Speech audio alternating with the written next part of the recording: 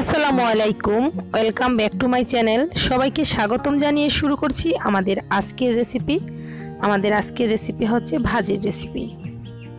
আজকে আমি ডিম দিয়ে ভেন্ডি ভাজি রেসিপিটা আপনাদের সাথে শেয়ার করব। আশা করি আজকের এই ভেন্ডি ভাজি অথবা ঢেঁড়স ভাজি রেসিপিটা সবার কাছে ভালো লাগবে। তাহলে চলুন দেখি কিভাবে মজা করে এই ভাজিটা করতে হয়, তার পুরো প্রস্তুত প্রণালীটা একবার দেখে আসি। আজকের ভাজি করার জন্য এখানে আমি হাফ কেজি পরিমাণ কচি থেকে ভেন্ডি নিয়েছি, আর ভেন্ডিগুলো ধুয়ে আমি মোটা মোটা করে কেটে নিয়েছি। কেমন করে কেটে নিয়েছি স্ক্রিনে দেখি হয়তো বুঝতে পেরেছেন। একদম পাতলাও না, আবার একদম বেশি মোটাও না, মিডিয়াম সাইজ করে কেটে নিয়েছি। এখন ভাজিটা করার জন্য সরাসরি চুলায় চলে আসলাম।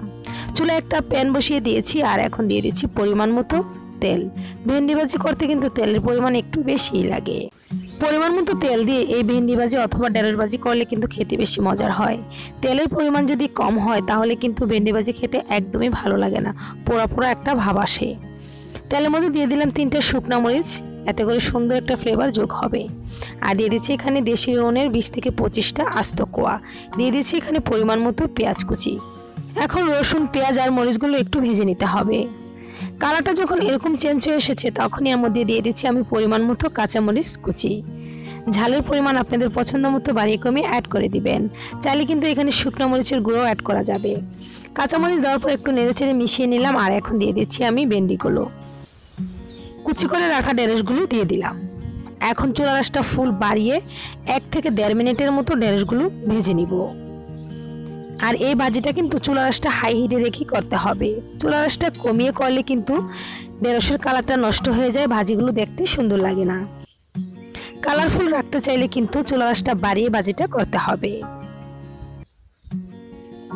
1 থেকে 1.5 মিনিটের মতো নেড়েচেড়ে তেলের সঙ্গে ভেজে নিয়েছি।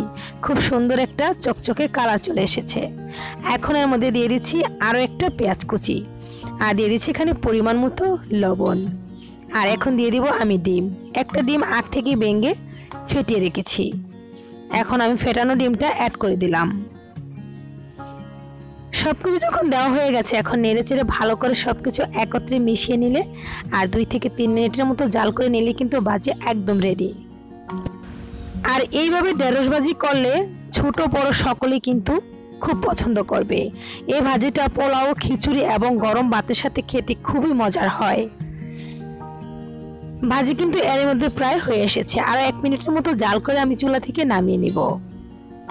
আজকের এই ঢেঁড়স বা ভেন্ডি ভাজিটা ডিম দিয়ে কত সহজে করেছি ভিডিওটা দেখে হয়তো বুঝতে পেরেছেন।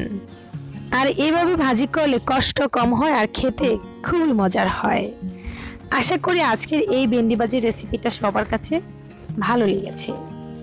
যদি ভালো লেগে থাকে একটি লাইক দিয়ে আমার পাশে থাকবেন। আর যদি আমার চ্যানেলে নতুন হন তাহলে সাবস্ক্রাইব করে পাশে থাকা বেল বাটনটি ক্লিক করে রাখুন। এতে করে নিত্য নতুন ভিডিওগুলো সবার আগে আপনাদের মোবাইলে পৌঁছে যাবে।